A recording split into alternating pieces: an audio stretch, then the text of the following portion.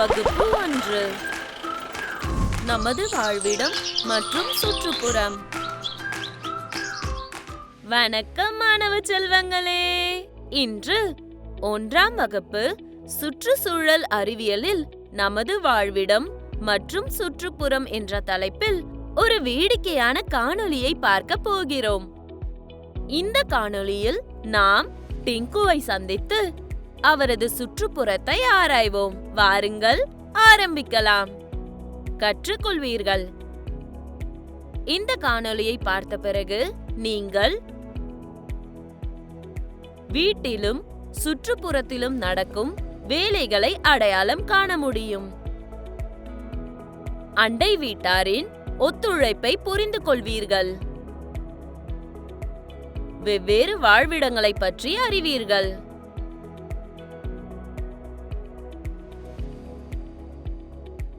முக்கிய வார்த்தைகள்: வாழ்விடம்,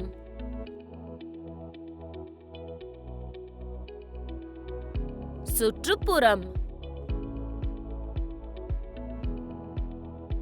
ரங்கோலி,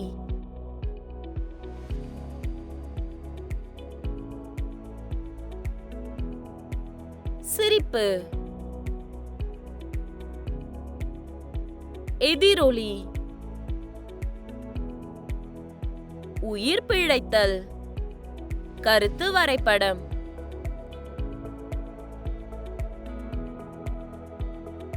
அது ஒரு மகிழ்ச்சியான காலை. வண்ணமயமான வீடுகளும் சிரித்த முகங்களும் நிறைந்த ஒரு சிறிய காலனியின் மீது சூரியன் பிரகாசமாக பிரகாசித்தது. டிங்கு ஆர்வத்துடனும் உற்சாகத்துடனும் தனது வீட்டு வாசலில் நின்றாள். டிங்கு, இன்று நம் சுற்றுப்புறம் பரபரப்பாகவும் வேடிக்கையாகவும் இருக்கும் நாளாக இருக்க போகிறது. நமது வீட்டில் கொண்டாட்டங்கள் உள்ளன. விருந்தினர்கள் இன்னும் வரவில்லை. வாவ்! அண்ணா, அம்மா, சுற்றுப்புறம் என்றால் என்ன? சுற்றுப்புறம் என்பது நமது வீட்டை சுற்றியுள்ள பகுதி. சுற்றுப்புறத்தில் வசிப்பவர்கள் நமது அண்டை வீட்டார். நமக்கு தேவையான அனைத்து பொருட்களையும் நமது சுற்றுப்புறத்திலிருந்தே பெறலாம். மரங்களும் விலங்குகளும் நமது சுற்றுப்புறத்தின் ஒரு பகுதி. டிங்கு, அங்க பாரு, கேட் பக்கத்துல மண் இருக்கு. நானும் கமலாவும் இப்போ அதை துடைக்க போறோம். கமலா ஒரு துடப்பத்தை பிடித்துக்கொண்டு வந்தாள். விருந்தினர்கள் வருவதற்குள் சுத்தம் செய்வோம். இருவரும் சேர்ந்து அந்த பகுதியை துடைத்து குழாய் அருகே இருந்த தண்ணீரை அகற்றி எல்லாவற்றையும் சுத்தம் செய்தார்கள். விரைவில் ராணி, ரமா, உமா ஆகியோர் கமலாவுடன் இணைந்தனர். நாங்கள் எங்கள் வீட்டில் கொண்டாடுகிறோம். வாருங்கள், வீட்டை அலங்கரிக்க உதவுங்கள்.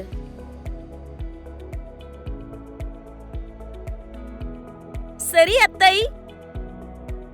எல்லா பெண்களும் குழந்தைகளும் ஒன்றாக வேலை செய்து அழகான ரங்கோலியை வரைந்து நுழைவாயலை மாவிலையினாலும் பூக்களாலும் அலங்கரித்தனர்.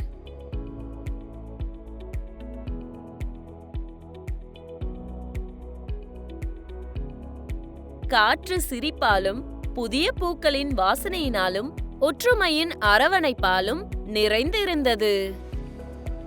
அப்போது ஒரு சிறிய அழுகை உற்சாகத்தை கலைத்தது. பாருங்க, ரவி ஓடும்போது விழுந்துட்டான். பக்கத்து வீட்டு அத்தை உதவிக்கு விரைந்தார். ஓ செல்லம் ரவி, வா, எழுந்திரு. அவள் அவனுடைய காயத்தை சுத்தம் செய்து முதலுதவி அளித்து அவனை அவன் வீட்டிற்கு அழைத்து சென்றாள். சுற்றிலும் குழந்தைகள் தங்கள் குடும்பங்களுக்கு உதவி செய்து கொண்டிருந்தனர். டிங்கு தன் அப்பாவுக்கு பைகளை எடுத்து செல்ல உதவினாள். பரமேஷ் செடிகளுக்கு தண்ணீர் பாய்ச்சினான். பிருத்வியும் ஹேமாவும் ஆழ்துளை கிணற்றை சுத்தம் செய்தனர். வெங்கட் தனது அம்மாவுடன் தண்ணீர் பானைகளை எடுத்து சென்றார். புஷ்பா தனது தாயாருடன் சேர்ந்து மலர் மாலைகளை செய்தார். சிவா தனது இளம் சகோதரர்களுக்கு உணவு பரிமாற அம்மாவுக்கு உதவினார். சுட்டி சௌமியா கூட தன் அம்மாவுடன் தரையை துடைத்துக் கொண்டிருந்தாள். எல்லா செயல்பாடுகளின் நடுவிலும் குழந்தைகள் பாடல்களை பாடினர், காத்தாடிகளை பறக்கவிட்டனர், ஒன்றாக விளையாடினர். தினேஷும் நரேஷும் ஒருவரை ஒருவர் துரத்தி கொண்டு ஓட அவர்களின் சிரிப்பு காலனி முழுவதும் எதிரொலித்தது. கொண்டாட்டங்கள் நிறைவடைந்தன. எல்லோரும் தங்கள் காலனியை மீண்டும் சுத்தமாக வைத்திருக்க வேலை செய்ய தொடங்கினர். பாரு டிங்கு, அண்டை வீட்டார் இப்படித்தான் வாழ்கிறார்கள். ஒருவரை ஒருவர் உதவி செய்து கொண்டு தங்கள் வீடுகளையும் சுற்றுப்புறங்களையும் சுத்தமாக வைத்திருக்கிறார்கள். அன்று மாலை டிங்கு தனது தாயுடன் அமர்ந்து தனது உறவினர்களை பற்றி யோசித்துக் கொண்டிருந்தாள். அம்மா, பவன், சாம், மோனா, ரஞ்சன், சதீஷ் இவர்கள் எல்லாம் எங்கே வசிக்கிறார்கள்?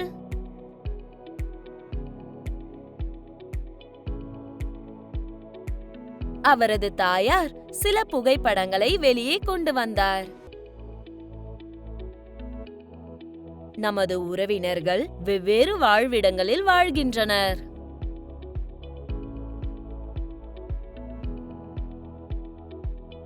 அம்மா, வாழ்விடம் என்றால் என்ன? வாழ்விடம் என்பது எந்த ஒரு உயிரினத்தின் இருப்பிடத்தையும் குறிக்கிறது. தாவரங்களும் விலங்குகளும் வாழ்ந்து வளரக்கூடிய இடம். இந்த வாழ்விடம் உயிரினங்களுக்கு உணவு, நீர் மற்றும் தங்குமிடத்தை வழங்குகிறது. எனவே பவன் ஒரு கிராமத்தில் வசிக்கிறான். பார், இது அவன் வீடு. அவனுக்கு பசுக்களும் கோழிகளும் கூட உள்ளன. மாட்டு தொழுவம் வீட்டுக்கு பக்கத்துல தான் இருக்கு. சாம் அடிக்கடி மழை பெய்யும் இடத்தில் வசிக்கிறார். அவர் தனது வீட்டின் பின்னால் காய்கறிகளை வளர்க்கிறார். மோனா நகரத்தில் ஒரு உயரமான கட்டிடத்தில் வசிக்கிறாள். அவளுக்கு ஒரு செல்ல நாய் இருக்கிறது. அதை அவள் மிகவும் பாசமாக நேசிக்கிறாள்.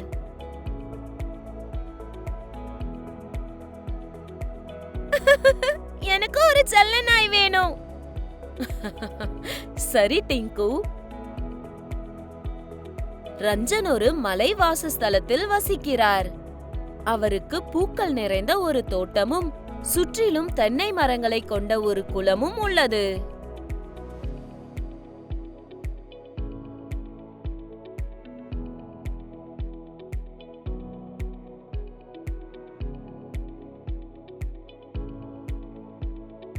அது அமைதியானது போல.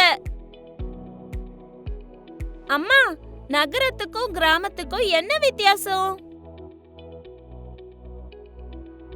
வெளியே வா, இதை பார். இதோ உங்களுக்காக ஒரு செயல்பாடு. வட்டத்திற்குள் பொருட்களை எடுக்க டிங்கு எங்கு செல்ல வேண்டும்? கோடுகள் வரைந்து இணைக்கவும். இப்போது இந்த புகைப்படத்திலிருந்து கிராமத்திற்கும் நகரத்திற்கும் உள்ள வித்தியாசத்தை நீங்கள் அடையாளம் காணலாம். புரிகிறதா? ஆமாம் அம்மா. டிங்கு, உங்களுக்கான செயல்பாடு. கிராமத்தில் அல்ல, இங்கே நீங்கள் கண்ட பொருட்களை குறிக்கவும். மெட்ரோ பாலம், வாகனங்கள், பெரிய கட்டிடங்கள், வணிக வளாகங்கள், பரபரப்பான மற்றும் அதிக போக்குவரத்து. பூங்காக்கள், காவல் நிலையம், வங்கிகள். ரொம்ப சரியாய் சொன்னாய் டிங்கு. டிங்கு, உன் உறவினர்களுக்கு ஒரு கடிதம் எழுத விரும்புகிறாயா? உன் முகவரி தெரியுமா?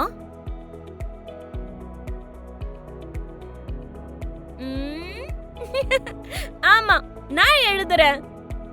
பெயர் டிங்கு. கதவு எண் 25. தெரு பெயர் சன்ஷைன் காலனி சாலை, நகரம் ஹைதராபாத். நல்லது. இதுதான் நம் அழகான வீட்டின் சரியான முகவரி. நம் வீடு வெப்பம், குளிர், மழை மற்றும் காட்டு விலங்குகளிடமிருந்து கூட நம்மை பாதுகாக்கிறது. ஆனால் நாம் நமது வீட்டையும் நமது சுற்றுப்புறத்தையும் கூட சுத்தமாக வைத்திருக்க வேண்டும். டிங்கு தலையசைத்தான். இன்று அவன் நிறைய கற்றுக்கொண்டான். அண்டை வீட்டார், வீடுகள், வாழ்விடங்கள், மிக முக்கியமாக ஒருவருக்கொருவர் உதவுவது பற்றி கற்றுக்கொண்டான். மீண்டும் சந்திப்போம் குழந்தைகளே. வீட்டுப்பணி. உங்கள் சுற்றுப்புறம் என்ற தலைப்பில் ஒரு சிறு கதையை துணை பாடங்களுடன் எழுதுங்கள். சுய அறிவு மதிப்பீடு. கேள்வி 1. உங்கள் அண்டை வீட்டாருக்கு நீங்கள் செய்யக்கூடிய 5 வகையான உதவிகளை எழுதுங்கள். கேள்வி 2. சுற்றுப்புறத்தை நீங்கள் எவ்வாறு வரையறுக்க முடியும்? கேள்வி 3. வாழ்விடம் என்றால் என்ன? இந்த காணொளி உங்களுக்கு பிடித்திருக்கும் என்று நம்புகிறேன்.